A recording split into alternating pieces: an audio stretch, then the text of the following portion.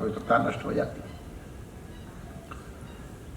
भोले बाबा को उन पंडित जी का भी कल्याण करना था और उनको भी विलास करना था। तो एक दिन वो भील कुमार जब पूजा कर रहा तो भगवान की एक आंख में से खून निकलने लग गया। ये प्रसिद्ध घटना है, जब वहां जाओगे तो सुनना। हम जरा वेग भरे कर रहे हैं तो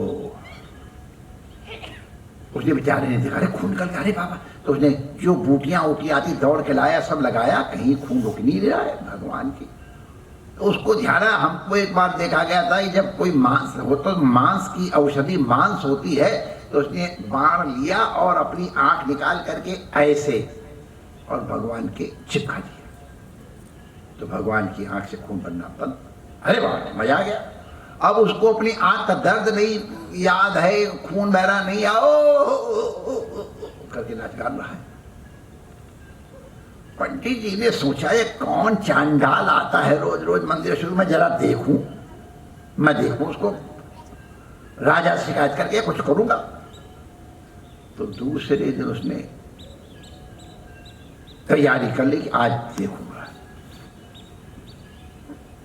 सब लगा करके।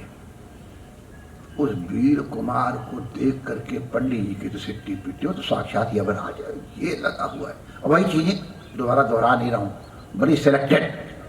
और उसको देखे तो पंडित जी डर के बारे मंदिर के कोने में खंबे के पीछे खड़े हुए, भगवान निकले तो प्राण बचे तो जीवन डरा भद्र सुतारी पक्षी के लिखा हुआ है शास्त्र में कि अपनी जीवन को जरूर बचा के रखना चाहिए, जिएगे तो फिर सब कर लेंगे। तो आया तो देखा उसने पैर से भगवान का निर्माल्य हटाया, हे राम राम राम राम राम राम। भगवान के पैर शिव शिव शिव, देखने का भी पाप होता है। नमस्कार नमस्कार नमस्कार नमस्कार जब करके बेचारे अपने पातक को दूर कर रहे थे और तब तक उल्ला कर दिया भगवान। महापातकी, इसको नरक में भी जगह नहीं मिलेगी, भगवान को उल्ला कर रहा है। अब समझ गया ना, चंदन लग गया और जैसे ही एक टांग यूं ऐसे की काले वाले की और तैसे ही वो सब अंदर के दिखाई पड़े, लाल लाल फूले हुए। तो पंडित को उल्टी आ रही ये। और तब तक इस भील कुमार ने देखा कि भगवान के दूसरे नेत्रों से खून निकल रहा है। तो अब कहीं पत्ती उत्ती लेने नहीं गया, तुम्हारी तो दवाई क्या है। तो दूसरी आंख लेकर के और लगानी है। तो अब आंख कहाँ कैसे पता चले, एक आंख से तो बाण निकालेगा, बाण से आंख निकालेगा, एक आंख से पकड़ेगा और लगाएगा, लेकिन आंख है कहाँ। तो उसने अपना निशान लगाया, फोटो हाँ ऐसे करके जहां आंख अपने पैर का अंगूठा लगा दिया। अब पंडित जी ने कहा अब कहाँ जाऊं भगवान, अब नमस्कार से प्रायश्चित करूंगा और इतना प्रायश्चित करूंगा भगवान। अब लेकिन भगवान कौन, पंडित जी पे अनुग्रह। तो ऐसे करके जैसे ही वो दूसरी आंख निकालने के लिए तैयार हुआ, वैसे ही भोले बाबा प्रकट हो गए। बोलो शंकर भगवान की। अब भोले बाबा प्रकट हो गए, वो हाथ रोका, अरे रुको, हटा, खून निकाल रहा है। वो भोले बाबा को रुक जा, यार मुझे खून रोकने दो। अरे भोले बाबा ने कहा मेरी तरफ तो देख। भाव उसको ये भी ध्यान नहीं है कि ये भोले बाबा खड़े हैं, इनकी दोनों आंखें एकदम बढ़िया कमल नयन है और कहीं खून नहीं है। उसको लगा पहले आंख का दर्द तो ठीक करो फिर तुमसे बात करो, हुआ नहीं हो। जैसे ही भगवान को प्रकट देखा, पंडित जी को आश्चर्य हुआ, ओ हो।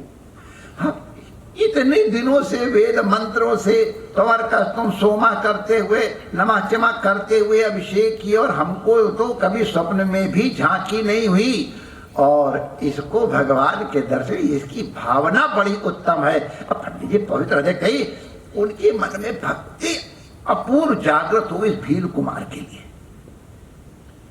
तो वो भागो, जब भील कुमार ने देखा भोले बाबा खड़े, वो उनको दंडवत करने लग गया। अरे प्रभु आप आ गए, आपकी आंख में दर्द कहाँ गए, सब कुछ दर्द वर्द नहीं है। और उस भील कुमार के माने अत्यंत नीच के चरणों में वेदज्ञ ब्राह्मण साष्टांग दंडवत करके उसके चरण पकड़ते हैं। अरे बाबू आप ये क्या कर रहे हैं?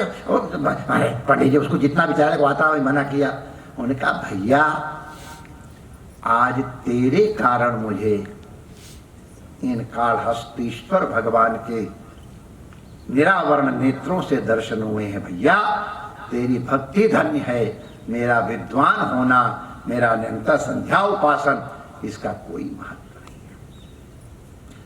भाव के कारण आज भोलेनाथ तेरे ऊपर प्रसन्न हैं।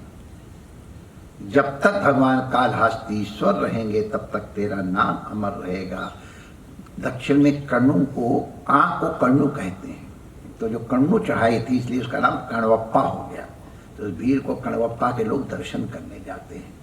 तो हम ये कह रहे थे माय डियर, अब कण्वप्पा बेचारा कहाँ मंत्र मंत्र जानता था बता।